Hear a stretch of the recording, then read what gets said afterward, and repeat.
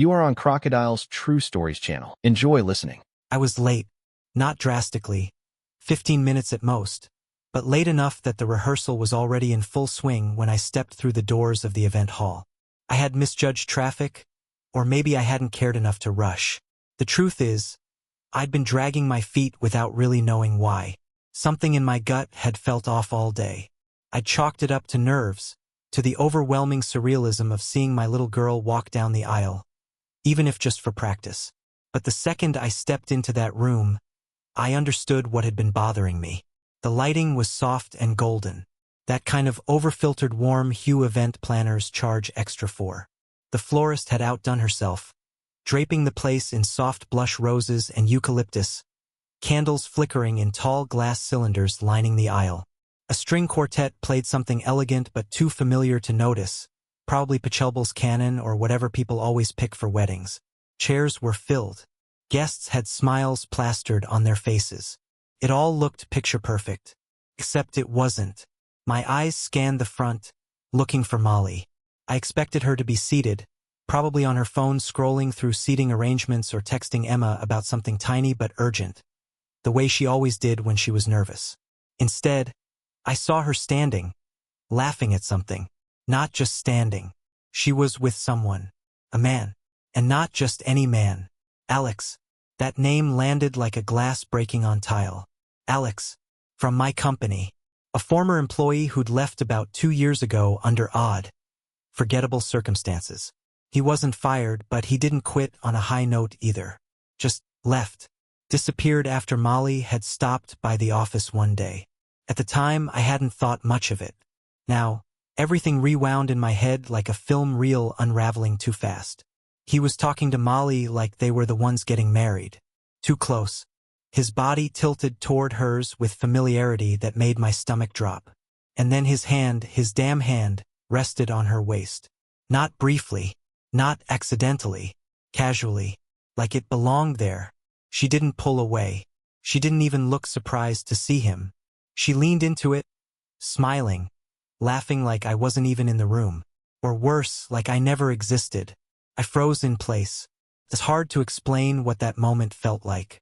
People talk about betrayal as this sharp stab, this instant cut. But this wasn't that. This was a quiet kind of devastation. Like standing on a frozen lake and hearing the first crack form beneath your feet. You know you're not falling yet. But it's coming. You can feel it. I moved down the aisle toward them, still not sure what to say or do. When the music shifted and the rehearsal began, Emma stepped out from behind the partition in her white dress. It wasn't the actual wedding dress, of course, just a casual rehearsal version. But she looked radiant, nervous, focused, like she was trying to memorize every step.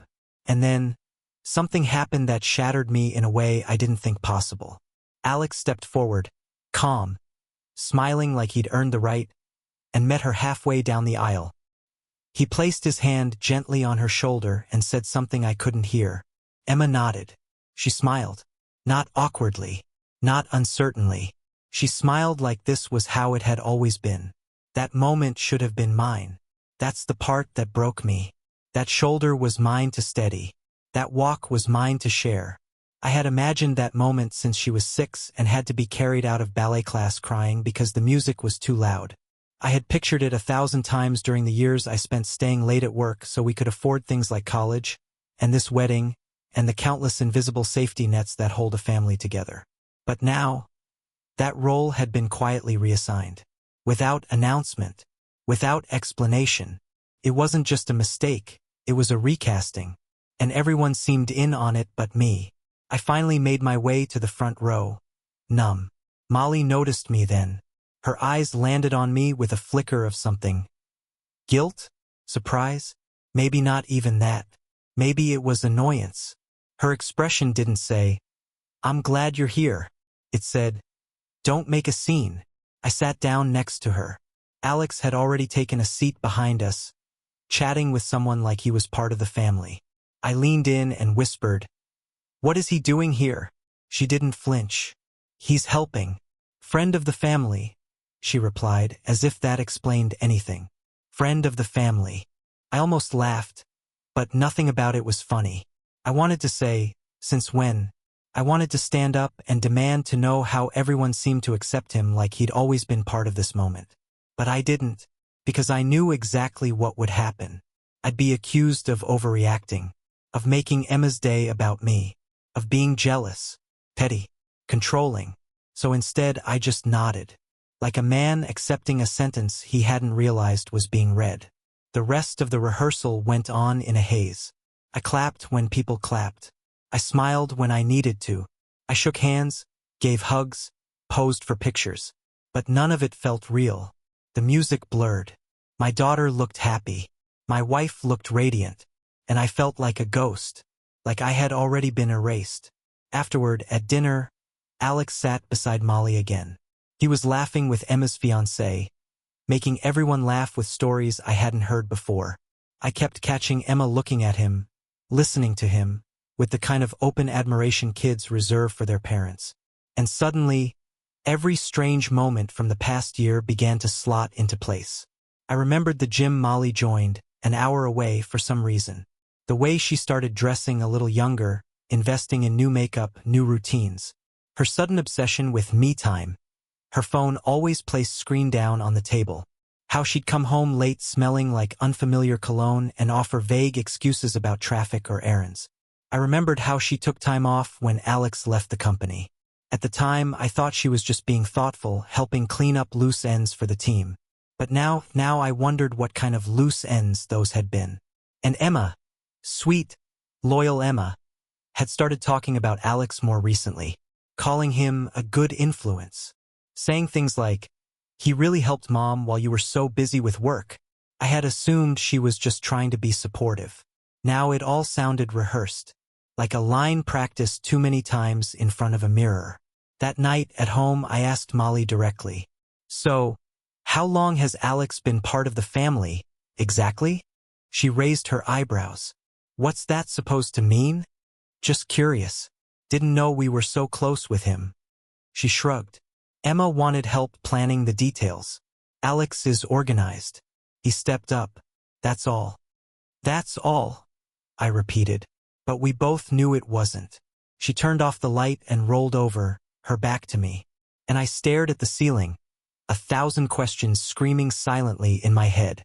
I didn't know the full story yet. Not then. But I knew enough. I didn't sleep that night. Not even a little. I lay there next to Molly, both of us pretending to be asleep, both facing away from each other. The silence between us louder than any argument we could have had. And in that silence, everything finally clicked. I'd always thought betrayal would come with alarms. Something unmistakable. A confession. A fight. A slammed door. But it hadn't. It had come in fragments. Small things I'd brushed aside for months, maybe even years. Tiny inconsistencies that only now started to make sense when viewed as a whole. Molly's behavior had shifted gradually, like a tide coming in so slowly you don't realize how far it's reached until your feet are underwater. It started innocently enough. She joined a new gym across town, an upscale place with a juice bar and personal trainers. "I need a change," she said. "A new atmosphere. Something to motivate me." It didn't seem suspicious at the time. I was actually proud of her for taking better care of herself. But then came the excuses. The gym sessions started running longer. 2 hours. Sometimes 3. Always in the evenings. She'd come home late, claiming she'd stayed for yoga or talked to someone about meal planning. Once, she said she ran into a friend from college and grabbed a smoothie. Another time, she said she took the long route home to clear her head. But there was something off. She'd arrive back flustered, like she'd rushed.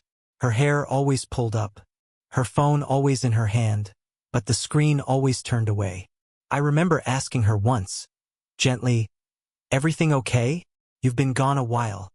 She smiled too quickly. "It's just hard to find balance," she said. "I'm trying to take care of myself. Is that a problem now?" And just like that, I became the villain for asking a simple question. Then there was the change in wardrobe. Subtle at first. A few new pieces she said she'd picked up on sale. A new brand of lipstick I didn't recognize. Then came the sharper clothes, the more fitted tops, the extra time spent getting ready, just to run errands. I used to tease her lovingly for always dressing up, even for the grocery store. But she stopped laughing at the jokes. "I just want to feel good about myself," she'd say, and I'd nod, trying not to sound suspicious, trying to be supportive. That's what husbands are supposed to do, right? It wasn't until I caught the scent that I really started to wonder. One night, she kissed me on the cheek after coming home late and I caught it. Cologne. Not mine. Not familiar. Something subtle and musky, like cedarwood and something citrusy. "New perfume?" I asked. She blinked, just for a split second. "Oh, must have been the guy behind me in line," she said with a laugh. "Long line at the smoothie bar." The smoothie bar. I should have asked more, pressed harder. But part of me didn't want the answer. And then there was the day Alex left the company. I didn't think about it at the time. It barely registered. One of my assistant managers had mentioned he'd submitted his resignation unexpectedly. No real explanation. I remember shrugging it off. He was a capable guy, but not irreplaceable.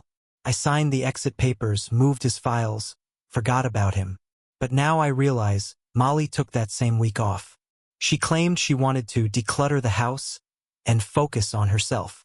I even joked about her finally watching those documentaries she always queued up but never started. She smiled and said maybe she'd clean the garage. She never touched the garage. Now I wonder what she did instead. The next red flag came from Emma. Sweet, observant Emma, though I hadn't recognized it as one at the time. A few months ago, she started bringing up Alex in conversations more frequently. At first it was minor. "Alex suggested this photographer." Or, "Alex says the venue has great lighting for pictures." I didn't think much of it. I figured he was helping with planning. Maybe Molly had pulled him in to assist with logistics. That's how she is, always outsourcing to stay ahead. But then Emma began talking about him in a way that felt scripted. "Alex has been such a good influence on Mom lately," she said one day over lunch. "She seems happier." "Happier?" I asked, caught off guard. "Yeah, more alive, you know?" Emma smiled, swirling her straw in her iced tea. She said he's been helping her think more positively about things. I nodded, pretending to understand. Helping her. Yeah, he's good with people. He listens, like really listens. I think that's what Mom needed. That should have been the moment. Right there. A daughter casually telling her father that some other man was filling a role he didn't even know he'd left vacant. But I missed it. I ignored it, smoothed it over in my mind like I'd done with everything else. I chalked her words up to stress, to pre-wedding nerves, to the natural drift that happens when people grow older together. But the truth is, I hadn't been blind. I had simply chosen not to see. Looking back, it's incredible how good people can get at hiding things, until they stop trying. That rehearsal wasn't a mistake. It wasn't a lapse in judgment. It was the first time the mask slipped because it didn't need to stay on anymore. Alex had shown up not as a guest, not even as a friend, but as a fixture, like he belonged. And Molly? She didn't try to hide it. Not her body language. Not her smile. Not the way she let him step into the space I was supposed to occupy. It was all deliberate. Subtle, but deliberate. A recasting of the male lead in the third act. I remember lying there in bed that night, watching the ceiling shift in and out of shadow, thinking about all the quiet sacrifices I had made. Late nights at the office. Early mornings packing Emma's lunches when Molly was too tired. Weekends running errands while she claimed me time. I never complained. Not once. Because that's what marriage is. You carry the weight together, or so I believed. Now I realize I'd been carrying more than my share for a long time. And someone else had been waiting to take the lighter end. That night I didn't confront her. I didn't storm out. I didn't scroll through her messages or dig through her purse or demand answers. I didn't need to. I already knew. The picture was complete. The puzzle I had been fumbling through for months had finally formed a clear image. And in it I was standing just outside the frame. I didn't confront Molly the next morning. I went through the motions, coffee, keys, work, as if everything was normal. She made eggs I didn't ask for. I thanked her like I always did. She kissed me on the cheek before I left, and I smiled. But we both knew something had changed. It was like a wire had snapped between us overnight, and instead of acknowledging it, we both acted like it had never been there to begin with. 2 days after the rehearsal, I remembered that I'd left a folder at the office. Just one of those small things that doesn't matter until it suddenly does. I hadn't planned on going in that day. It was a Saturday, the kind of quiet weekend when the building is practically empty. But I needed the distraction, and the idea of doing something simple, something routine, felt like a relief. When I pulled into the lot, I saw her car already parked near the side entrance. At first, I thought maybe she was dropping something off. Maybe she had her own reason for being here, documents, or maybe flowers for someone's birthday. It didn't make sense, but I wasn't thinking clearly. I didn't want it to make sense. I wanted to believe I was reading too much into everything. Even now, the glass door was unlocked. I stepped inside and instantly noticed the lights were on. Not just in the hallway, but in the main conference room. Our office wasn't large, just one floor, mostly open layout, a couple private rooms in the back. I walked in, careful not to make noise. My shoes clicked quietly against the laminate floor, each step sounding louder than it should have. From where I stood near the front desk, I could already see into the conference room. Something caught my eye, a familiar shape on the long oak table. My coffee mug. I hadn't seen it in weeks. It had been missing from my desk, and I assumed someone had borrowed it and forgotten to return it. Now here it was. Only it wasn't empty. It was half full. And on the rim was lipstick. Not red. A subtle coral color, one I'd seen on Molly many times. The mug sat next to a paper napkin that still held the faint outline of a bite from a sandwich or maybe a croissant. 2 jackets had been tossed over the backs of the leather chairs. One of them was hers. The other belonged to Alex. I didn't need to search. I didn't need to open doors or call out names. I already knew. But still, I moved quietly toward the back. The private room near the rear of the building had once been used for interviews. It was rarely locked. A small office with a couch, no windows, and soundproof walls for privacy. I had used it myself countless times, never for anything more than closing deals or offering counsel to employees going through hard times. But now, as I approached, I could hear something muffled inside. Not voices. Sounds. Soft. Int asterisk mate. Familiar in the worst possible way. I froze outside the door, heart pounding. I didn't move. I didn't knock. I didn't throw it open. I stood still, every part of me screaming to walk away before I saw more than I already knew. There's a specific kind of pain that comes not from discovering something, but from confirming it. That irreversible moment where suspicion becomes certainty, where the benefit of the doubt quietly dies, and in its place grows something cold and permanent. I turned around. I didn't slam any doors. I didn't yell. I didn't text her. I walked back the way I came, keeping my eyes forward, breathing through the tightness in my chest. As I exited the building, the sky was overcast. Everything felt muted. The world had not changed, but I had. I drove home on autopilot, hands steady on the wheel, jaw locked. I didn't cry. Not because I wasn't devastated. I was, but the tears had already happened. Months of slow heartbreak that I hadn't recognized as such. They'd come on long drives, in the silence after arguments that never happened, in all the ways Molly had pulled away from me while pretending she hadn't. By the time I stepped through the front door, the numbness had already set in. She arrived home hours later. She didn't mention being at the office. She smelled like peppermint gum and hand sanitizer. She said she'd been running errands. I nodded. She asked how my day had been. I said fine. She kissed me again, and I let her, because I had nothing left to say. What could I possibly say that wouldn't humiliate me more? That I had walked in on the evidence of my own displacement? That I had finally seen the cracks in my life and confirmed what I was always too afraid to name? No, there was dignity in silence. And that's what I chose. We sat in the living room that night, each of us on opposite ends of the couch, pretending to scroll through our phones. She laughed at a video, held her screen toward me. I smiled, barely glancing at it. I watched her more than I watched the screen. Watched the way she tilted away from me now, slightly, the way her legs angled toward the edge of the cushion. Watched the way she lit up when her phone buzzed, how quickly she read, how quickly she turned it over again. I thought of that coffee mug, the lipstick, the jackets, the sounds. And still I said nothing. It wasn't because I was scared of confrontation. I'd handled worse in my life.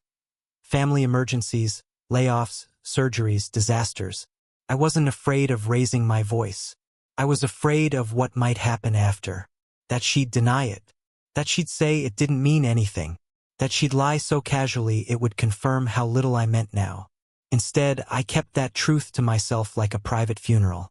A mourning I didn't want her to attend. The next day, I went to work like usual. Sorted emails. Checked in with my assistant. No one knew what I was carrying. I didn't tell anyone. I didn't even write it down.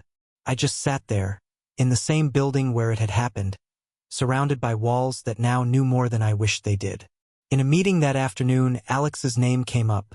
Someone asking if I remembered how he'd handled a client account. I nodded. He was good at appearances, I said. Nothing more. Molly texted around noon, asking if we needed anything from the store. I replied no. That was all. No heart emoji. No thanks babe. No see you soon. She didn't ask why. That evening, I stood on the back porch and watched the sun dip behind the trees. It was quiet, so quiet. And for the first time in years, I realized I didn't want to share that quiet with her. The silence had once been our refuge. A shared language. Now it was evidence. By then, I knew what I had to do. Not loudly. Not with fireworks. But deliberately. Quietly. Like a man slipping off a ring and placing it in a drawer. Not because he's angry, but because it no longer belongs on his hand. She came out onto the porch later, barefoot, a glass of wine in hand. You okay? She asked. I didn't look at her. Just thinking. About what? I took a breath. Let it out slowly. Everything. She didn't ask what I meant. She didn't want to know. And I was done giving answers. People expect explosions. When they hear about betrayal, about infidelity, about the collapse of a marriage, they picture yelling. Tears. Shattered plates. Maybe even police lights outside a house once filled with Christmas lights and barbecue smoke. But that's not how I reacted. I didn't scream. I didn't even curse. I became still. It was like a switch flipped inside me. Something in me just shut off. The version of me that would have fought, that would have begged for explanations, that would have taken the blame just to feel loved again. That version died somewhere between the coffee mug and the silence on the back porch. And in its place grew someone else. Someone sharper, quieter, focused. I didn't burn bridges. I disassembled them, one bolt at a time. That weekend, while Molly spent Saturday afternoon running errands, I sat at the kitchen table with a cup of black coffee and a notepad. I didn't journal. I didn't rant. I made a list, one line at a time. Everything I had contributed to Emma's wedding. Financially, logistically, emotionally. Venue. Paid in full by me 6 months ago. Caterer. Deposit secured on my card. Florist. Contracted through Molly, but the payment came from our joint account, mostly funded by me.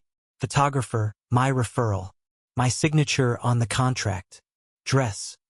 Partial down payment from the family fund I'd been building since Emma was a toddler. Wedding website. Built by me, maintained by me. All threads. And I was the one holding the spool. I didn't need a tantrum. I needed a scalpel. I started with the venue. I still had the coordinator's contact saved from the day we took a tour and Emma cried seeing the outdoor terrace. I sent a simple email. This is to inform you that due to unforeseen family circumstances, we will no longer be proceeding with the event scheduled for next month. As the original contracting party and financial guarantor, I am formally requesting cancellation effective immediately. Please advise regarding the refund policy. I didn't copy Molly. I didn't warn Emma. I hit send, closed the laptop, and moved on. The caterer came next. Same process. Then the florist, who offered her condolences before even asking what went wrong. These things happen, she said on the phone.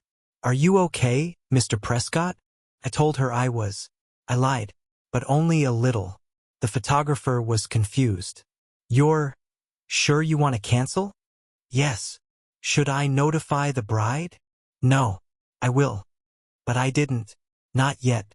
I logged into the bank account and reviewed the transactions. Found the payment toward Emma's dress. I hadn't thought much of it at the time. Just another item in a long list of fatherly duties. But now, it felt like I had funded a play I was no longer allowed to act in. I froze the card linked to the bridal shop and marked the charge for reversal. Not out of cruelty, just clarity. The wedding website took less than 10 minutes. I opened the dashboard, disabled the countdown, removed the RSVP section, and replaced the homepage photo with a simple message. This event has been canceled. We thank you for your understanding and privacy. Then I logged out, closed the browser, and stared at the empty screen for a long time. There was no dramatic music, no epiphany, just quiet, a slow unfolding of the truth I'd already lived through. This wasn't revenge. This was extraction. Molly came home later that afternoon with groceries and a new candle that smelled like lavender and something synthetic. She chatted about a neighbor she'd run into, asked if I wanted to grill that night. I nodded, said sure. Like we were still us. Like I hadn't just unraveled the single largest day of our daughter's life from the inside out. That night, we sat on the porch again. She scrolled through her phone. I grilled steaks. We didn't speak much. At some point, she asked, "Have you heard from the venue lately? They haven't sent the final confirmation." I took a sip of water. "Not recently." She nodded and went back to scrolling. That was the thing, she still didn't suspect. Maybe she thought I didn't have it in me. Maybe she thought I'd go down quietly, that I'd continue to show up, smile, hand over money, and keep pretending like Alex hadn't replaced me 1 inch at a time. But I was already gone. Not physically, but where it mattered. The next day, I went into the garage and opened every box labeled wedding. There were dozens, handwritten signs, candles, backup linens, gifts from early guests. I sorted through each one, setting aside anything I had paid for personally. Then I made a donation pile. Half of it went into the trunk of my car and was dropped off at a local church that hosted community weddings for low-income couples. No ceremony, no call to Molly. I simply left the supplies and drove home lighter. I spent the rest of that Sunday cleaning my office. Not metaphorically, literally. My home office had always been mine, but slowly over the years it had absorbed Molly's presence. Extra sweaters, her Kindle, her favorite mug that somehow lived on my bookshelf now. I boxed it all up. Every trace of her. I didn't throw it away. I just placed it in the guest room closet. A silent boundary. I changed the locks on the office door. Installed a keypad. She noticed the next morning. "When did we get a code on your door?" "Yesterday." "Oh." A pause. "Do I get the code?" "No." She laughed like I was joking. I didn't laugh back. That was the first time she looked at me differently. Not scared. Not angry. Just uncertain. As if I had shifted in a way she didn't recognize. But still, she didn't ask why. That week, I began sleeping on the guest room mattress. Not because of a fight, not after some dramatic argument. I just needed space. She didn't follow. Didn't knock. She left a note on the nightstand once. "We should talk." I didn't respond. The note stayed there until it curled at the edges. On Wednesday, Emma called. I didn't answer.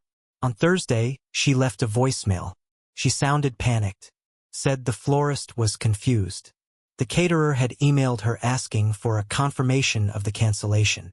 I sat at my desk, listening to her voice tremble through the speaker. "Dad, what's going on? Why is everyone saying the wedding's off? Is this a mistake?" I didn't call her back. Because it wasn't a mistake. It was a correction, a recalibration of my place in this story. By Friday, the house felt different. Not empty exactly, just quieter in a way that felt deliberate. I didn't pack a suitcase. I didn't write a letter. I just moved through each room and began separating my life from the pieces I'd spent too long sacrificing for people who hadn't noticed. I wasn't trying to hurt anyone. I was just done pretending this was mine to fix. It didn't take long for the silence to become a spectacle. By Monday morning, the ripple effects of my withdrawal had spread far beyond our family group chat. The first real wave came from the venue. Their coordinator called me directly, her voice tight but polite. "Mr. Prescott, I just wanted to confirm that we did process the cancellation. However, your daughter has contacted us this morning and is insisting it was a mistake. She says no one approved the change." I stayed quiet for a second longer than necessary. Then I said, "There was no mistake. The contract was under my name. The funds came from my account. Consider the cancellation final." She hesitated. "Should we inform her of your confirmation?" "No," I said. "Let them figure it out." That afternoon, I stopped checking my phone. The calls started coming in one after another. Emma, Molly, even Molly's sister Karen, who rarely called unless someone died. Emma left 3 voicemails, each one more frantic than the last. "Dad, what's going on? Why is everything getting canceled? I can't reach the photographer and Mom's freaking out. Please call me back. I don't understand what's happening. Did I do something wrong?" I didn't respond. Couldn't. Because it wasn't just one thing. It wasn't a fight. It wasn't even about the wedding anymore. It was about the fact that somewhere along the line, I had become the placeholder, useful, quiet, dependable, and nothing more. And the moment I stopped playing that part, the entire structure began to shake. Molly didn't say anything to me for almost 2 full days. She sulked around the house like a roommate who'd been locked out of her own bedroom, rattling drawers louder than necessary, sighing like punctuation. On Tuesday night, she finally confronted me, if you can call it that. We were both in the kitchen. I was pouring coffee. She was standing across from me with her arms crossed, waiting for eye contact I wouldn't give her. "Are you going to tell me what this is all about?" she asked. "This, the wedding, the cancellations, the money. Emma's in pieces. People are calling. You deleted the entire website. What are you doing?" "I'm stepping out," I said, without raising my voice, "from everything I wasn't invited into in the first place." She blinked. "What does that even mean?" I looked at her then, really looked. She was still beautiful, still composed, but there was something brittle behind her eyes. A flicker of panic, maybe, or recognition, like she was finally catching up to the fact that the scaffolding she'd built had started to collapse, and she didn't have the tools to stop it.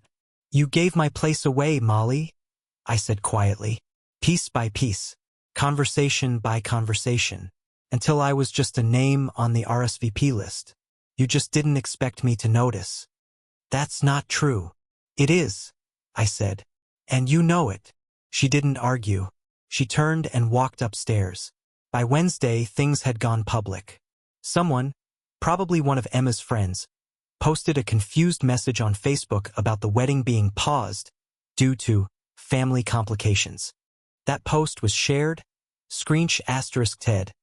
and reposted in the local town group within an hour. Then a wedding blogger picked it up. I don't know how it got that far. Maybe someone who worked at the venue or the caterer, maybe someone desperate for clicks. But there it was, right on the homepage. "Father of the bride cancels wedding after mysterious incident at rehearsal." The comments section exploded. Some people speculated I had gone off the deep end. Others blamed Molly. A few applauded me, saying they wished they'd had the guts to do the same. And then came the DMs, from people I hadn't spoken to in years. College buddies, former colleagues, even an old neighbor who once borrowed my hedge trimmer and never returned it. "Hey man, saw the story. Everything okay? Wow, just read the article. Brave move. Dude, I didn't even know you had a daughter getting married." I didn't reply to any of them. I just sat on the porch that evening, watching the sky fade from orange to gray, phone in my lap, unread notifications piling up like leaves. Inside, I could hear Molly crying. I didn't go to her, because I had cried already, quietly, alone, weeks ago, maybe months, long before anyone else realized something was wrong. On Thursday, Emma showed up at the house. I knew she would. The moment I saw her car in the driveway, I braced myself. She came in without knocking, as she always had. Still my daughter. Still filled with the same fire I'd loved since she was a little girl building Lego castles with a fierce sense of order. "Dad," she said, her voice already cracking. "What are you doing? What is happening?" I motioned for her to sit, but she stayed standing. You canceled everything, she said. Everything. The venue, the flowers, the food. Do you have any idea what that did to me? To Mom? I nodded. Yes. Then why? I studied her face. She looked like Molly. Same posture, same tone when she was angry. But her eyes were mine. And in them I saw something beginning to shift. A question forming that she hadn't let herself ask yet. Because I saw the truth, I said. She waited. What truth? You already know. Her expression wavered. She shook her head like a stubborn child. No, I don't. This isn't fair. You've been distant for months. You just vanished from the planning. And now you're blowing it all up? I didn't blow anything up, I said calmly. I just stopped pretending. That broke something in her. Her arms fell to her sides. Alex, she whispered. This is about Alex, isn't it? I said nothing. She looked away. Mom said it was nothing, that they were just close friends. She said you were being paranoid. I gave her a moment. She lied, didn't she? Emma asked, her voice smaller now. I didn't answer, because she already knew. Her eyes welled with tears, and she finally sat down across from me, like her strength had drained all at once. You could have told me, she said. I wanted you to see it for yourself. And she had. I didn't need to say another word. That night, Molly came into the guest room. She didn't knock. She just stood there, barefoot, in a t-shirt too big for her frame. You've destroyed everything, she said softly. No, I replied. I just stopped holding it together. She didn't cry this time. She didn't plead. She just turned and walked away. By Friday, the phone had stopped ringing. The comments slowed. The blog post faded under a wave of newer stories, celebrity breakups and trending scandals. But in our house, the collapse lingered. I didn't throw a grenade. I removed the foundation, and the sound of everything crashing down, it was deafening.